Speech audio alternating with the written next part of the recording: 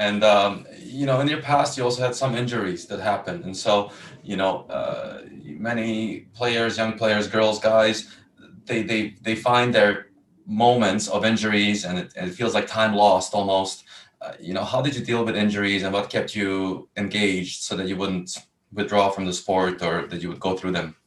Yeah, injuries are an extremely frustrating process. So I've already dealt with two more major injuries while I've been back. So I herniated a disc in my back, and then I tore my plantar fascia in 2019.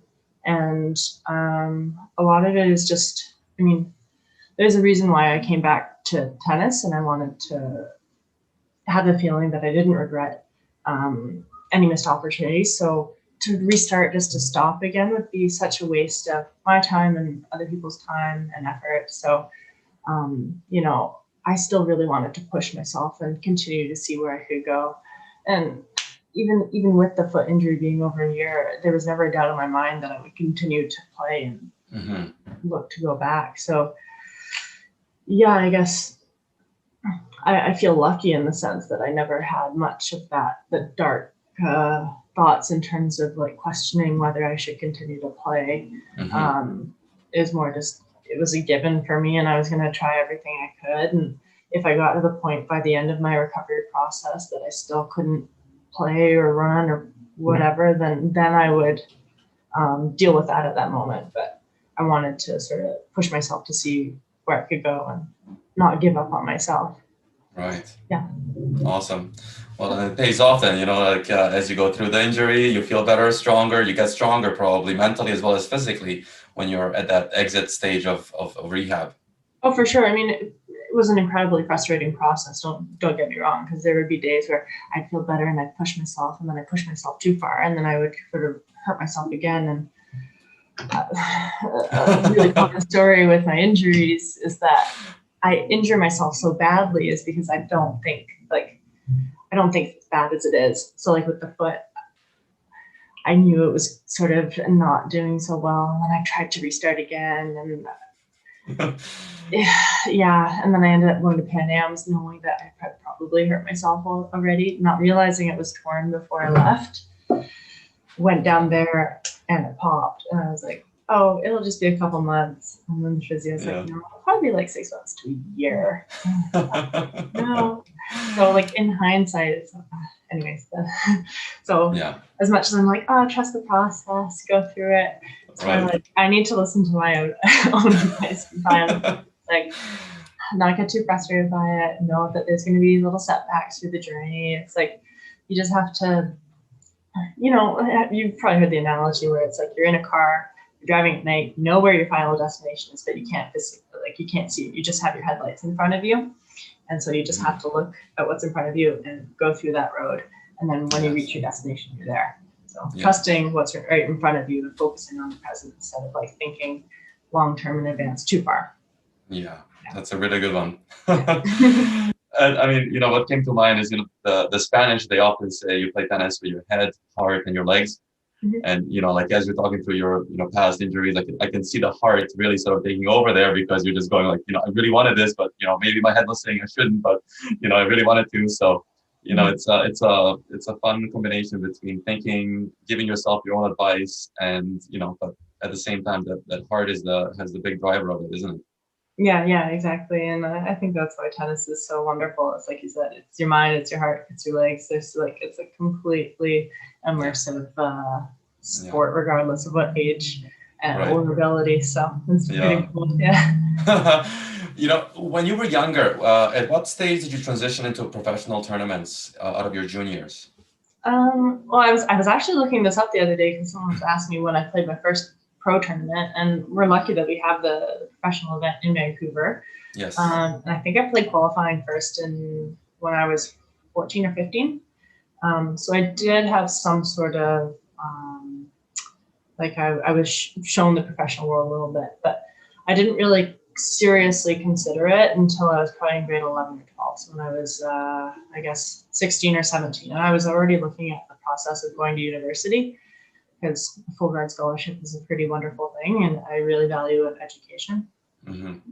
So I was actually going that route, with sort of on the side thinking about pros and playing some pro events. And it was really after I signed to go to Georgia Tech, I decided, you know what, I want to defer 1 year.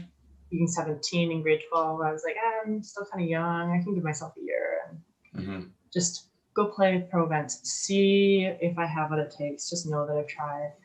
And then it started going really well. I ended up having my first top 100 win in Quebec City. And then I was like, maybe I can do pretty well. And then, so that was when, so there was like a huge mental shift for me that like, oh, I can do this as a career. I can be successful at this. Like, yeah. And then, so that was when that switch started. So it was pretty late in the game. And like most kids, you're always just like, oh, I want to be a pro. I want to be like top 10 or anything. Like I did have that, but for it to tangibly feel like it was something I could achieve was a little bit later in my teens. Yeah.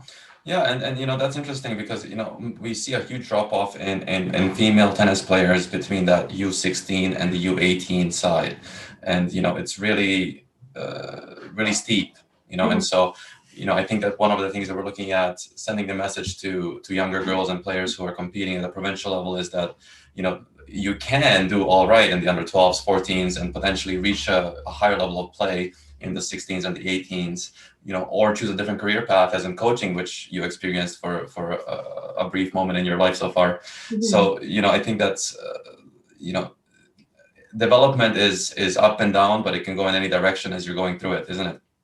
Yeah, for sure. And I mean, there's a lot of different fulfilling options through tennis. It doesn't necessarily always have to be pro or being top 10. And if you don't make it, you haven't succeeded at life. Like, no, it's a wonderful sport that is really applicable to different scenarios. So yeah, like you said, you can go into coaching, or you can use it to get into a great university for education.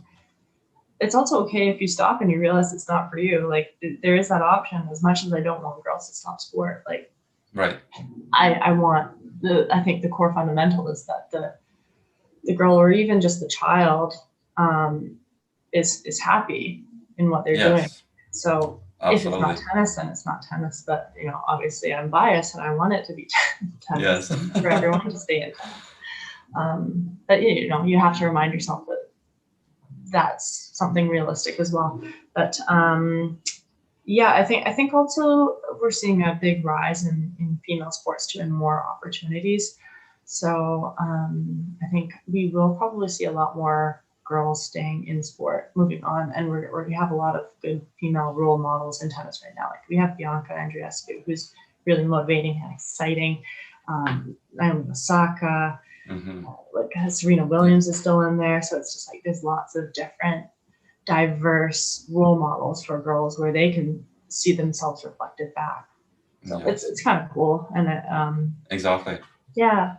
Yeah, and it's a sport for life, you know. I mean, you know, once you choose to potentially take a step back, for anyone, you know, it's something that you can continue enjoying and connecting with people all over the world. You know, that's one thing for me. I always look at, you know, all my friends and my connections in my life all across the world are through tennis. 95% of them. Yeah, exactly. And I feel really lucky that like through my tennis, I've been able to meet these people from different cultures, and I've been able to travel to different places, and like it's given me a really different perspective on life as a whole. So yeah, tennis has given me a lot of opportunities that I wouldn't have initially thought. I feel really fortunate. So.